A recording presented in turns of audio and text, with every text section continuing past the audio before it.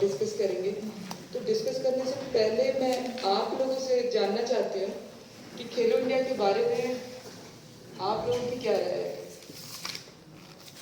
Group wise बताना चाहें, group wise जो अदर स्टेट से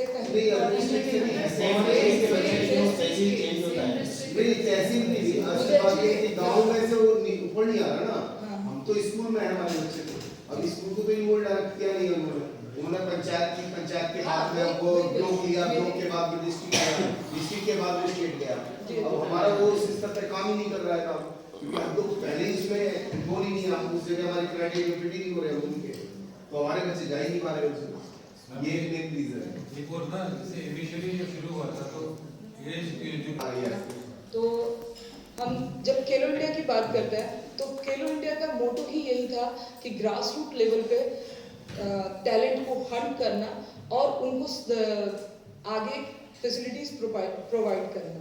और एक चीज़ ये भी कि जहाँ से टैलेंट मिल रहा है उस जगह कोशिश यही रही है कि एक्सीलेंस भी वहाँ पे इस्टेब्लिश किया जाए, ताकि जो बच्चे जिनको कोचिंग नहीं मिल रही है, जिनको फैसिलिटीज़ नहीं मिल रही है, ग्राउंड नहीं मिल रहा, मीन्स इक्विपमेंट्स नहीं मिल रहे हैं, और उस बच्चे में टैलेंट है, टैलेंट कब डेवलप होगा? जब वो बच्चा खुद को परफॉर्म करेगा तब। तो उस लेवल पे इसको इस्टेब्लिश किया गया और इस पर काम किया गया है, ठीक है। जिसमें से कुछ एक प्रोग्राम चलाए गए खेलो इंडिया के तहत, जिसमें प्लेइंग फील्ड डेवलप, हम सभी जानते हैं कि इसको इस्टेब्लिश करने का मेन ये स्पोर्ट्स को छोड़ के सारे काम होते हैं फिजिकल एजुकेशन टीचर के पास, वो बगल में डिसिप्लिन इंचार्ज जो लगता है ना, तो सारी चीज़ें हमारे साथ आ जाती हैं। तो हम लोग का काम है, तो सबसे फर्स्टली हम लोग खुद के फिटनेस को इग्नोर करते हैं। तो इन सब चीज़ों को, जो इनका ओरिएंटेशन प्रोग्राम हुआ, उस ओरिएंटेशन प्रोग्राम में इनको इन सारी चीज़ों के बारे में बताया गया, और जो उनकी कमियां हैं उसको निखारने के लिए ये कुछ एक सेमिनार, कॉन्फ्रेंस, ट्रेनिंग सेंटर्स इस तरह। तो ये अगर वो खेल रहा है तो वो पढ़ाई में वीक हो जाएगा, ये कॉन्सेप्ट जारी करने वाले आप लोग हैं, पेरेंट्स हैं। कंसेप्ट नहीं है, पर ये कंसेप्ट जरूर है कि मेरा बच्चा जो मिस कर रहा है क्लास वगैरह, कोई भी टीचर उसको उसके पर्सनल काम के लिए, आज मैं टीचर हूँ, ठीक है, मैं अपना कोई बच्चा जा रहा है, मेरा कोर्स हो चुका है, मैं अगर वो बच्चा एक्स्ट्रा क्लास के लिए मेरे पास आता है, मैं 5 मिनट में निपटाने की कोशिश करूंगी, ना कि वो 30 प्रॉपर मिनट देने की बात होगी, क्योंकि टाइम कौन टीचर, आप ये बताइए, साइंस का टीचर जो एक लेक्चर दे चुका, वो 15 दिन बाद या 20 दिन बाद, चलो 2 महीने बाद कोई बच्चा उसके पास जा रहा है तो उसको बिल्कुल शॉर्ट में कि बेटा इसमें ऐसा होगा, इसमें ऐसा होगा, इसमें ऐसा। हमारे खुद स्कूल लेवल पे ही हो जाता है।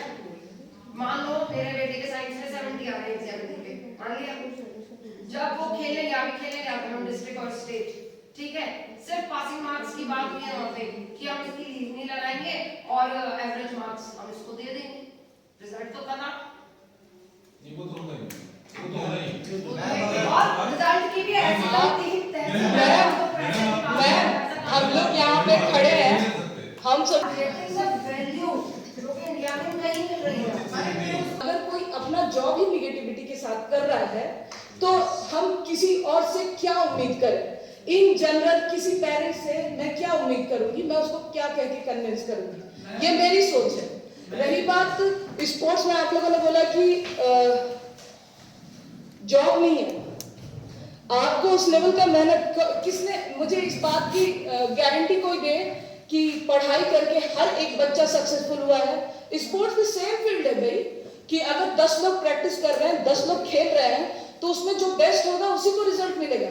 सचिन तेंदुलकर, विराट कोहली, ये सब इंडिया के नामचीन रईसों में से एक है। कहां से आया पैसा?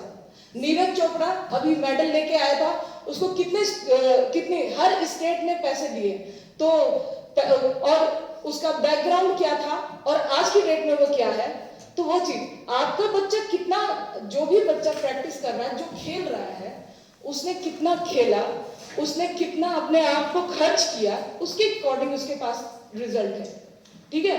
जैसे कि आप लोग कह रहे हैं कि पढ़ाई करके लोगों को जॉब मिल रही है, मुझे ये बताइए कि इस बात की गारंटी है कि अगर आपका बच्चा आईआईटी की तैयारी कर रहा है तो 110% आईआईटी क्लियर करेगा? वो उस प्रोफेशन को नहीं। मैंने कई एक ऐसे केसेस देखे हैं जो बीटेक करने के बाद पीओ क्लियर करके बैंक की जॉब कर रहे हैं। Why why? तो ये चीज स्पोर्ट्स के लिए ही क्यों? स्पोर्ट्स वाले लग जाते हैं। आप मैं भी स्पोर्ट्स का ही प्रोडक्ट है, ठीक है, मैं ये मानती हूँ। स्पोर्ट्स में ज्यादा फायदा है। हमारा भविष्य से स्थित है ना, अगर वहाँ पे गड़बड़ है तो टैलेंट नहीं है और उससे पहले जा रहे हैं, चाहे स्पोर्ट्स है। नहीं है कि मैं सिर्फ स्पोर्ट्स के उस पे, पर मैंने खुद पढ़ाई की है और मैं अभी लास्ट 14 ईयर से बनस्थली विद्यापीठ में जॉब कर रही हूँ। तो मैंने ये सारी चीजें बहुत फेस की हैं। ऐसा नहीं आपके लिए नहीं था सारा स्टेटमेंट, वो मैं पेरेंट्स को डील करते करते ऐसी हो गई हूँ। तो मेरा वैसे ये नहीं है, लेकिन 90% लोग यही कहते हैं कि स्पोर्ट्स में कोई स्कोप नहीं है। तो जो सक्सेस है आप उसको कैसे भूल सकते हैं? आप उसको नहीं भूल सकते। ऑब्वियसली हमें पता है कि इट इज बच्चा इस वर्ल्ड में आ गया, चेंज हो रहा है। अभी आजकल ऑर्गेनाइजेशन, इंडस्ट्रीज बड़ा सस्टेनेबल हो गया, तो इनके साथ कैसे डील करें? How to deal? Now there are certain pointers. हमेशा जब भी कोई भी हमें चीज को चैलेंज करना होता है, हम स्ट्रेंथ्स पे वर्क करते हैं। हमेशा याद रखना, we work on the strengths, ठीक है, क्योंकि स्ट्रेंथ आपको कवर देती है not only for performance but for quality of life. हमें आजकल के बच्चों की क्वालिटी ऑफ लाइफ भी इंप्रूव करनी है, ठीक है। So communication is very important. Communication is जो हम मैसेज पहुंचाना चाहते हैं, did you receive that message? That is very important and it is a, please understand, जैसे हम लर्नर हैं, हम इस पे भी वर्क कर सकते हैं। कम्युनिकेशन पे if you want to work further, there are lot of methods जहाँ पे हम इसको improve कर सकते हैं with our learner। Third is concentration, I think we did these techniques। Fourth is emotional control, ये भी हमने कर लिया। And confidence। Confidence is where we can focus on our strengths, build our strengths, and वो भी learner को help करेंगे। I think you must have seen this. हाँ जी, हाँ जी। अब मैम you can start। नहीं, उनको दिखा दो। उनको तो दिखाना पड़ेगा।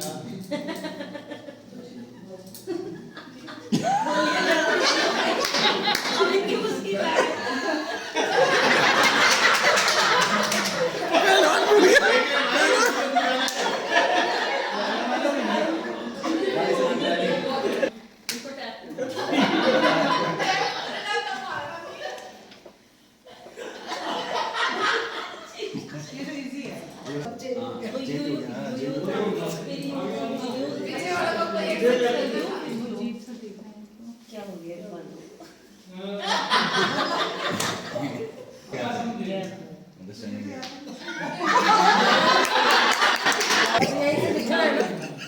पहलवान की बॉडी में ओरिजिनल में मूव्स होते हैं, तो क्या होता है, कम्युनिकेशन हमारा जो होता है वहां से थोड़ा वो मैडम ने तो कर दिया सारी जिम्मेदार पहलवान हमने कम्युनिकेट नहीं करना। Very good. So please have a seat.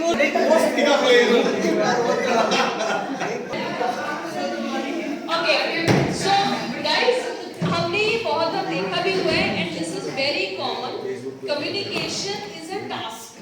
हम जो कम्युनिकेट करना चाहते हैं वो वैसे ही हो इज वेरी डिफिकल्ट। और तो शोल्डर आगे चलेंगे। ये एक बोलना नहीं सर आप आवाज प्लीज बोलना नहीं प्लीज। आवाज मत करो। पकड़ पहले आगे चले गया। आवाज मत करो सर। पकड़ उसको पीछे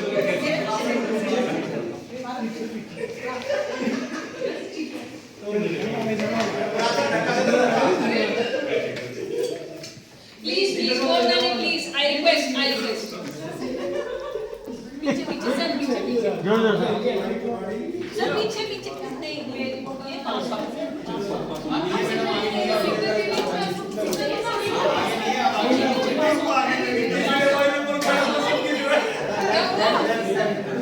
नहीं बता रही हो आप सीटिंग करवा रही हो अब उठाई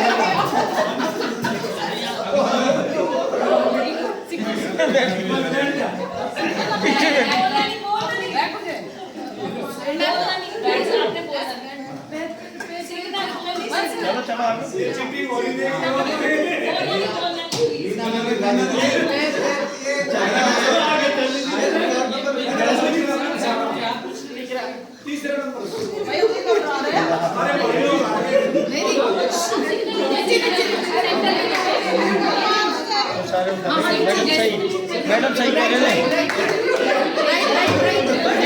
राइट हाँ हाँ हाँ ठीक है बैठो मारो बैठ नीचे